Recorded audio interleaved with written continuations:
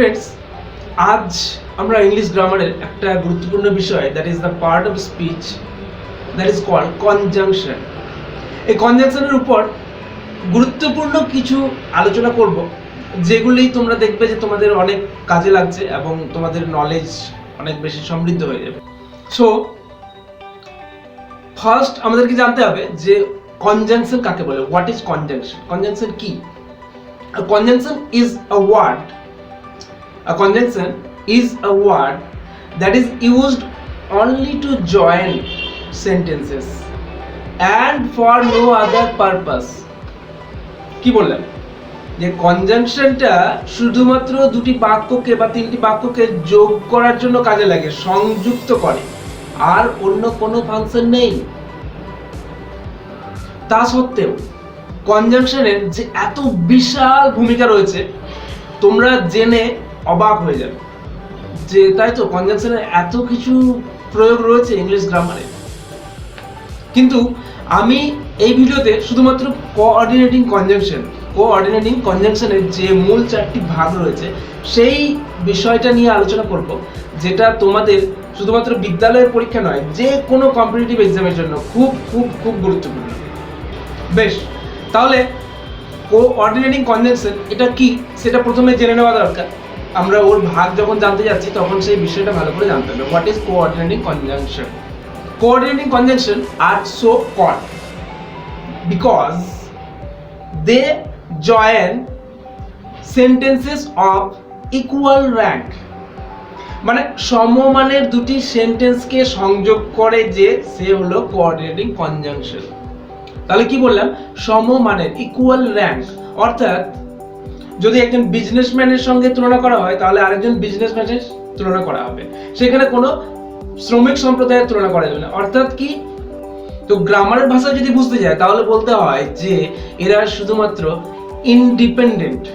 Independent বা principal সেন্টেন্সকেই join করে।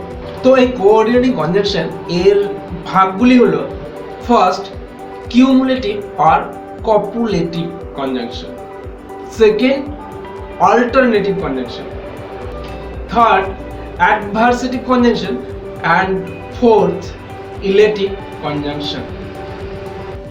Now coming to the first point, cumulative or copulative conjunction. তো cumulative কথার অর্থ কি? cumulative কথাটির অর্থ হলো ক্রমবর্ধমান, অর্থাৎ যা বেড়ে চলেছে। আর copulative এই কথাটির কি মানে তোমরা কি জানো? copulative কথার অর্থ হলো সংযোগ করা, সংযোগকারী। অর্থাৎ কি? একটা সেন্টেন্সের সঙ্গে অন্য আরেকটা সেন্টেন্সকে সংযোগ করবে, বাড়তি কোনো তথ্য দিয়ে দেবে, অ্যাড করা, সংযোগ করা, বাড়িয়ে চলা। ফর এক্সাম্পল, আচ্ছা এক্সাম্পলটা হলো রাজ উইল গো টু ভিলেজ। রাজ গ্রামে যাবে। Next sentence, his friend will go to village. তার বন্ধু গ্রামে যাবে। এই দুটি বাক্যকে সংযোগ করবে কে? কনজাংশন। কিভাবে করবে? তাহলে আনসারটা পেলাম, not only Raj but also his friend will go to village. তাহলে আমরা জানতে পারলাম কিউমুলেটিভ বা কপুলেটিভ কনজাংশনটা কি হলো? Not only but also. এইটা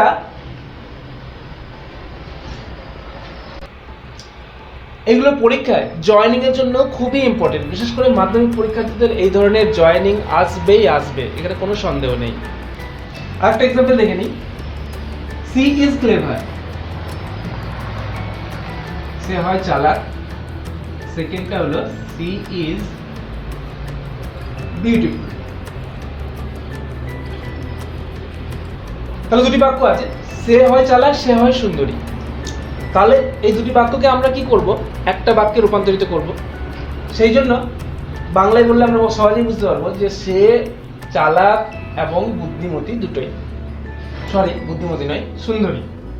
তাহলে আনসারটা হবে C is both clever and beautiful. তাহলে কিউমুলেটিভ বা কোঅপারেটিভের যে एग्जांपल সেটা হলো কি এখানে both and।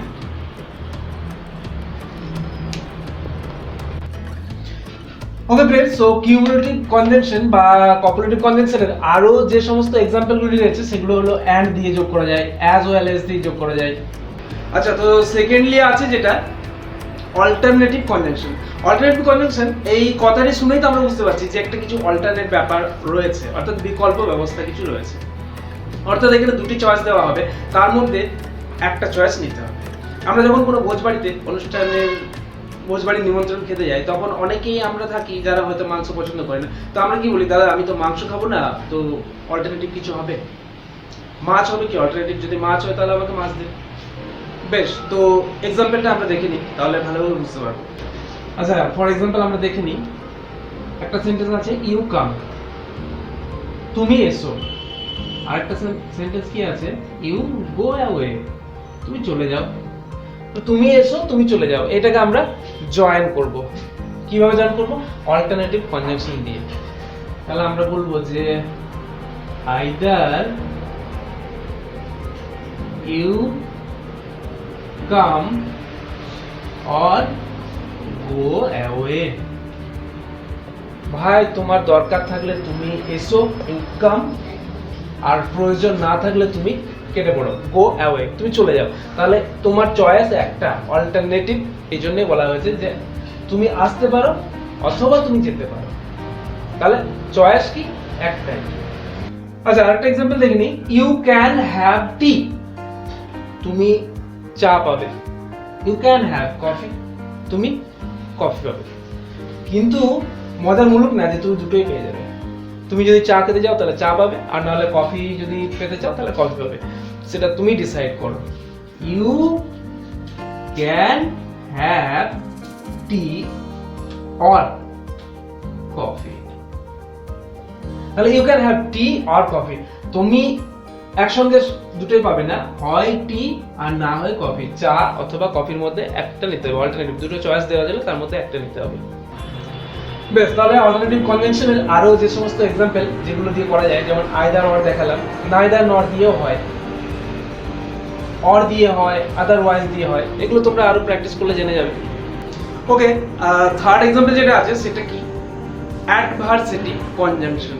অ্যাডভার্সেটিভ কথার অর্থ কি? অ্যাডভার্সেটিভ কথার অর্থ হলো প্রতিকূল। প্রতিকূল কথাটা শুনে তোমরা অবশ্যই বুঝে নিয়েছো এতক্ষণে যে এখানে কি হবে, একটা সেন্টেন্স আরেকটা সেন্টেন্সের এগেইনস্ট কিছু বলবে, বিরুদ্ধে কিছু বলবে, বা দুটি বিপরীতমুখী কথাবার্তা আমরা এখানে দেখতে পাবো। আচ্ছা, তো एग्जांपल হলো দ্য রোপ ওয়াজ থিন, দড়িটি ছিল কি? পাতলা। দ্য রোপ ওয়াজ স্ট্রং, আর দড়িটা ছিল শক্তিশালী। তাহলে আমি বলেছিলাম যে দুটো বিপরীতমুখী কথাবার্তা পাওয়া যাবে। দড়িটা পাতলা, পাতলা তার মানে তো দুর্বল হওয়া দরকার, কিন্তু এখানে আবার বলছে স্ট্রং, না এটা শক্ত। তাহলে বিপরীত কথা বলছে, এই জন্য বলা হলো অ্যাডভার্সেটিভ কনজাংশন। তাহলে एग्जांपलটা কি? অ্যানসারটা আমরা পাবো দ্য রোপ ওয়াজ কি? থিন, কিন্তু বাট ইট ওয়াজ স্ট্রং, এটা কিন্তু খুব শক্ত ছিল, মজবুত ছিল। শক্ত বলতে এখানে মজবুত। আচ্ছা, second example, he is rich, সে হয় ধনী, অনেক টাকা পয়সা আছে। হি ইজ আনহ্যাপি, সে হয় অখুশি। কি করে হয় সেটা? ধনী হলে তাহলে আবার তার খুশি কেন থাকবে না? আমরা কি বলি যে যদি আমার কাছে টাকা পয়সা থাকতো না, সব পৃথিবীর সব সুখ আমরা কিনে নিতাম, কিন্তু না, বর্তমানে দেখা যায় যে টাকাতেই সব সুখ কিনতে পাওয়া যায় না, সুখটা মনে। সো এটা আনসারটা হবে কি? হি ইজ রিচ, হ্যাঁ সে ধনী, স্টিল তা সত্ত্বেও, বা ইয়েট তবুও, হি ইজ আনহ্যাপি, খুশি নয়।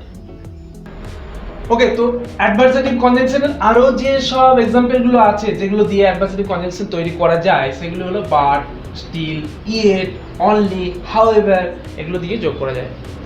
আচ্ছা, এবার আমাদের লাস্ট পয়েন্ট যেটা আছে, ইলেটিভ কনজাংশন।